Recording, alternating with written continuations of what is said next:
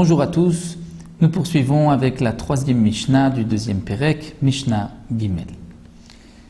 La Mishnah va maintenant rentrer dans les détails de la manière dont on doit lire le Kriyat Shema. La Mishnah nous dit tout d'abord Akore et Shema velo ishmia leozno yatsa. Celui qui a lu le Kriyat Shema, mais qui ne s'est pas entendu, c'est-à-dire il n'a pas sorti les mots de sa bouche et il n'a pas entendu ce qu'il a dit. Est-ce qu'il s'est acquitté de son obligation ou pas? La Mishnah nous dit Yatsa, c'est-à-dire B'di Avad, il est Yotse. Bien sûr que les Khatrila, il faut s'écouter lorsqu'on lit le Kriyat Shema, mais B'di Avad, si ça a été fait et que l'homme ne s'est pas entendu, il est Yotse, il s'est acquitté de son obligation. Rabbi Yossé n'est pas du même avis. Rabbi Yossé Omer lo yatsa, il n'est pas Yotse. Pour quelle raison? Le Barthénora nous rapporte que puisque dans la Torah c'est marqué Shema Israël, écoute Israël. Écoute signifie tu dois entendre ce que tu sors de ta bouche. D'après Tanakama, non. Shema signifie que tu peux lire le Kriyat Shema dans n'importe quelle langue, dans la langue que tu comprends. Bechol lashon she'ata shomea, dans toute langue que tu entends, que tu comprends. Mais d'après Rabbi Yossé, Shema signifie tu dois t'entendre. Lorsque tu lis le Kriyat Shema, tu dois entendre ce que tu dis. Donc nous avons une première marloquette. Un homme a lu le Kriyat Shema, il ne s'est pas entendu, est-ce qu'il s'est acquitté de son obligation ou pas?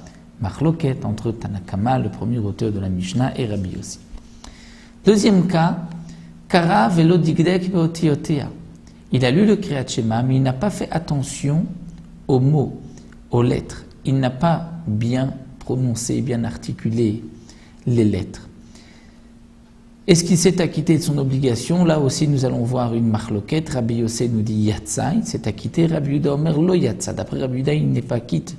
Il doit relire le Kriyat Shema. Donc le Barthénora nous rapporte ce qui est marqué dans la Gemara.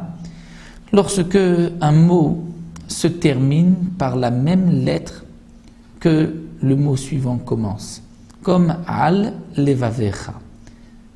Vehayu hadevarim haele asher anochi metzavecha hayom al levavecha. Il y a deux lamed, al levavecha.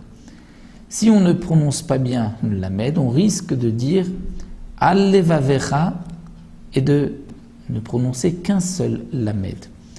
Ou encore lorsqu'il y a deux mêmes qui se suivent, va'avadetem mehera. Là encore, il faut marquer un arrêt, va'avadetem mehera, pour bien prononcer les deux mêmes et ne pas avaler un des deux mêmes. Donc si un homme a lu le Kriyat Shema, mais il n'a pas fait attention, à toutes les lettres, est-ce qu'il s'est acquitté de son obligation? Rabbi Yossé dit que oui, Rabbi Yuda dit que non. Bien sûr, là encore, nous dit le Barthénora, le Khatrila, il faut faire attention de bien prononcer toutes les lettres. Il faut aussi faire attention, comme nous savons, de bien prononcer le Zayin de l'Ema'an Tizkeru. Puisque si on ne prononce pas bien, on n'accentue pas le Zayin, on risque d'entendre Tizkeru avec un signe qui a une autre signification. L'Ema'an Tizkeru signifie afin que vous rappeliez des mitzvot, mantiz kerus, nation de sachar, de récompense, c'est-à-dire vous allez accomplir les mitzvot pour recevoir une récompense. Et comme nous le savons, un homme ne doit pas servir son Créateur pour la récompense, mais pour lui faire plaisir. C'est pour cela qu'il faut faire attention de bien prononcer le zayin aussi. Donc Kara, il a lu, il n'a pas bien prononcé les lettres, bien articulées chaque mot. Est-ce qu'il s'est acquitté ou pas? Machloket Rabbi Yossé, Rabbi Yuda. Troisième cas que la Mishnah nous rapporte, à Koré les mafréa. Celui qui lit les mafréa à l'envers. C'est-à-dire, il commence par le troisième pasouk, ensuite le deuxième, ensuite le premier. Lo yatsa, il n'est pas yotse. Pourquoi il n'est pas yotse? Puisque c'est marqué Vehayu hadevarim dans le Kriyat Shema, c'est-à-dire ces paroles seront, et Vehayu signifie Be'aviyatam, comme elles sont marquées. On ne peut pas inverser les psukim, les versets du Kriyat Shema. Mais on peut lire la troisième paracha de Vayomer avant Ve'ayim Shamo, ou Ve'ayim Shamo avant Ve'afta. bien que nous avons vu plus haut qu'il y a un ordre à suivre, malgré tout, Bediavad, si on n'a pas suivi cet ordre, on s'est acquitté de son obligation.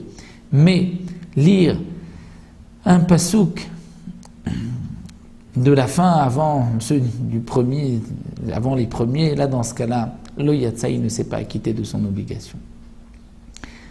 Un autre cas, Karav et Ta'a, un homme a lu le Kriyat Shema et il s'est trompé. Il s'est trompé, Yarzor, il reprendra les makom chez Ta'a à l'endroit où il s'est trompé. C'est-à-dire, nous explique le Barthénora, comme la Gemara le rapporte, si on voit d'abord donc un homme a terminé un paragraphe et il ne sait pas quel paragraphe il se trouve, est-ce qu'il doit commencer le deuxième ou le troisième, il commencera le deuxième paragraphe. Ou encore, si un homme dit Urtavtam, et dans le Kriyat Shema c'est marqué 2 fois Urtavtam. Dans la première paracha de Ve'ahavata, Urtavtam al mezuzot betecha uvish'arecha, et dans la deuxième aussi de Ve'ayim shamua. Quand on dit Urtavtam, il ne sait pas s'il est dans le premier Urtavtam ou dans le deuxième, alors il reprendra le premier Urtavtam.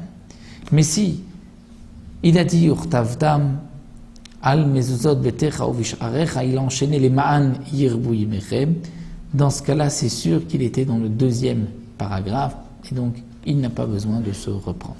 Donc nous avons vu dans la Mishnah 4 dinim concernant le Kriyat Shema. Si on a lu le Kriyat Shema et on ne s'est pas entendu, si on n'a pas bien articulé les mots, si on a lu à l'envers et si on s'est trompé au milieu du Kriyat Shema. Nous nous arrêtons ici, on reprendra une prochaine fois avec la 4e Mishnah. Nous